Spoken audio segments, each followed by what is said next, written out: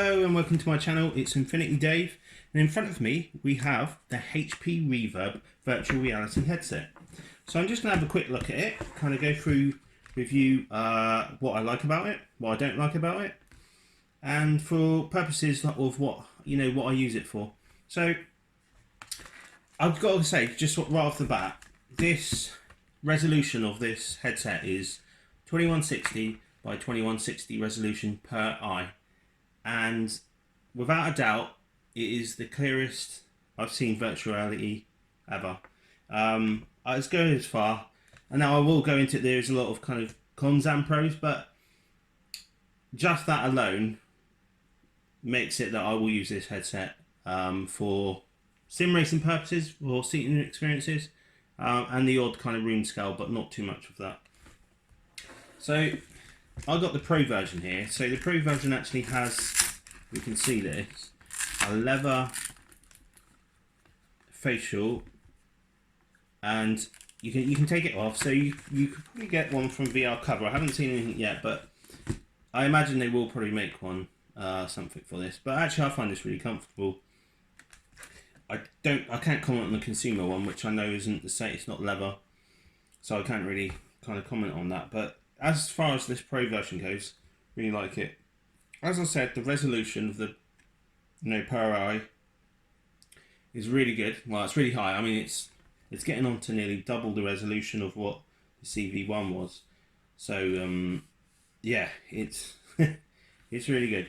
Now, if you actually look, when I'm talking about the CV1, I think it's very much designed in the way of the CV1 with the straps here. You have the headphones which you can detach like the CV1, even the kind of back piece. Now, I would say it's a bit more comfortable than the CV1, although don't get me wrong, the CV1 was comfortable. But something that, and this is a real con for me, is this lead here. It's really heavy. You see it's like doubled up, and it's quite a thick cable.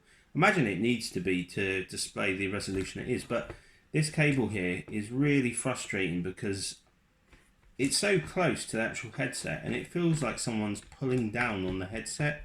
Now, you can kind of tuck this up, maybe hide, like if you sat down, you could like tuck it up, and it won't be an issue as such. But I do want to take note, because that is I think that's the biggest con for me personally, is just this. I don't quite get why they've done it so close to the headset. I mean, it's nice because I can detach it, so it's detachable, and you can put this headset wherever you like. I like the design of that, but yeah, I would have rather they didn't kind of have that breakaway cable right there. It's not really great. But looking at that as well, they have the little 3.5mm jack to put headphones in. I actually use a pair of wireless headset, Steel Series, so I don't need it, but it's great that it's there, so you can kind of plug your own headphones in if you're not wanting to use the actual thing.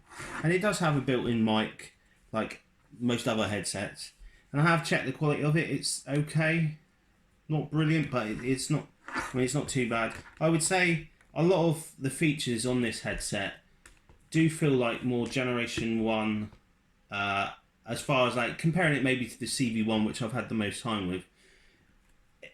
Most stuff here, I would say it's pretty much on par with it, apart from, and it's a huge thing, is the resolution of the lenses. It just blows everything out of the water that I've tried anyway. To the point, like I said, I would use this every time over any headset. That feels very much Gen 2. Now, as you can see, you've got 2 cameras on the front.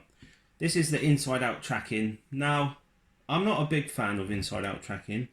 I did have, like I said, the Oculus Rift S, which has 5 cameras, so it's going to track better than this. But for seated experience, I didn't notice any difference. I mean, this works great. Room scale, on the other hand, it's adequate, but I think if you're looking just for room scale experiences, I don't know if I would recommend this headset. It works. Obviously, it has that huge clarity, but the tracking isn't quite up to some of the other headsets. But for seated experiences, I honestly don't think you can get a better headset. So there's another thing. I don't know if it's gone, and it hasn't been an issue for me, but I have heard people talking about it. This part of your nose is quite. It's quite. Well, it's not sharp. It's quite blunt, where it kind of. There's no kind of rounded edge. It's quite. I guess you could say sharp, but obviously you have this rubber thing. My nose fits into this really quite nicely, and it doesn't bother it at all. It's actually a really comfortable headset. But I have noticed that people have said that, you know, if this part is hitting their nose, it's quite uncomfortable, because trying to get the sweet spot, you have to have the headset quite low, and depending on the shape of your nose and everything, you know, that's going to vary completely. So just take that into account. You know, if you're thinking of buying one of these headsets, that could be an issue if you have a nose that might catch on it. Obviously, I can't tell you whether or not would.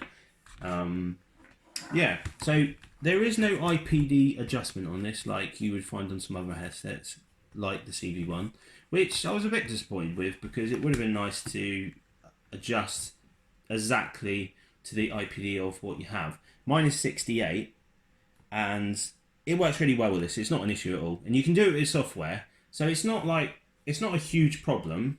But it's just weird because it is two different screen displays, so I'm surprised that they haven't just added an IPD.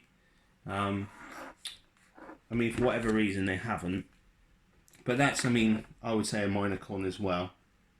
So talking about the sweet spot, because I think that's quite important, and when I say sweet spot, what I mean is trying to get your eyes in focus on the actual lenses, you know, where you have to have it on your face for it to work. So from my personal experience, I've found that the vertical sweet spot is quite good. So when you kind of get it on your face where you want it to get, you know, you get it into focus as much as you can, and then if you look up and down with just your eyes and not your head, the clarity, obviously it does fade a little bit, but it's actually quite good. You know, there's not too much. Where other headsets, I've had to move my whole complete head to keep that in focus. So I mean, that's a really nice feature. The side-to-side clarity, you know, the sweet spot, isn't quite as good as the vertical in this. It's very similar to, say again, the CV1 or the Rift S. I would say it's slightly better than the CV1, more on par with the Rift S with the clarity from side to side.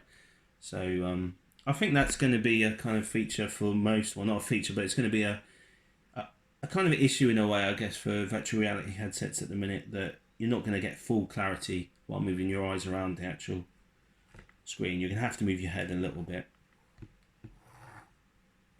Going on to the kind of sound, I know we went a little bit about the headphones. The sound is, again, it's very similar to the CV1. There's a lot of things that I feel like are similar, apart from, again, the resolution. But the headphones, detachable, like the CV1. The headphones, pretty good sound, actually. I use a SteelSeries Wireless Pro headset, which, you know, fit over this perfectly, which actually is a really good thing, because I like the style of this kind of headset. It's not too bulky. You can get a nice pair of headphones on there. It's not an issue. But going back to kind of the headphones, they have good sound. If that's what you're going to use, I mean, it's really good. I mean, like with the Rift S, I was a bit disappointed with the sound that came with it, and also it was quite hard to get my headset over it. It was doable, but it was quite difficult. So it's a really nice welcome to have that kind of headset again, you know, more like the CV1. If you like the CV1 and the comfort of the CV1, but maybe even better, then I think definitely, you know, HP Reverb would be a good maybe option to go for. Now, going on to kind of the cable, I will kind of plug this back in. So, obviously I said you can detach it, and this cable with a Pro version is, I think I'm right in saying it's 4 meters long. So, it's a fairly long cable. It depends how far you are away from your computer and everything, but as I've got mine, I can have my seated experience and it works okay, and I can also use it for room scale, because I haven't got a particularly giant room, and I can just, you know, pull it out, and 4 meters is fine for me. And like I said, my daughter's been using a lot of this for kind of like rec room,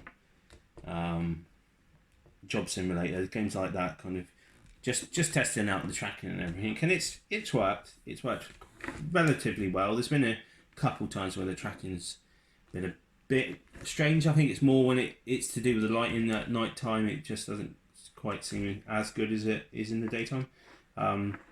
But with seated experience, I didn't notice that even at night time. So now I have got some through the lens pictures of this headset, and please don't, this isn't relatively going to be exactly what you see through the Reverb, because it's very hard for me to, I'm doing this with a camera on my phone to take a picture of what the quality is like through the lens, and this is iRacing. Okay, so I'm using a different mic at the minute, but this is iRacing on kind of the outside view looking at a car through the lens, as I said, with my phone camera. Now it doesn't show off kind of what it can actually do, but I think it gives a good indication of just how clear it is. I'm not quite sure how well it is shown through this on this video. Now I am running a 2080 Ti with a 9700K, so I mean that's something you really want to take into account if you're thinking of this headset, because it is quite demanding on your kind of PC specs. Now I can't comment on kind of lower specs because obviously I don't have that, but from my experience with the PC that I have, it runs really well at 90 Hertz. Now this is an inside view, and I don't know if this is portraying it in the video as how I wanted it to, but everything is absolutely crystal crisp. I would go as far as saying that this is very close to a 1080p monitor, like looking at a 1080p monitor, especially up close. When you look into the file, it does get a little bit blurry. From my testing, what I did, I could see from like a 300 marker all the way, and I could see the 50. I could make it out, but it wasn't particularly crystal clear or anything. But you could see it, and that's something that I've never experienced in VR before. So that's what I feel this headset really surpasses on anything else. So overall, would I recommend this headset? I would definitely recommend it for seated experience. Like I said, I don't think you can get better than this for seated experience. I mean, I say that, but I haven't tried the Pimax because I know it has a wider field of view, and the resolution is high, but from what I've heard, the resolution on this still, the clarity of the actual screen surpasses the Pimax. But I don't know whether the field of view would be better. I think that's subjective. I can only go off on what I've tried, and I'm really happy with it. So I would definitely recommend this as a kind of seated experience.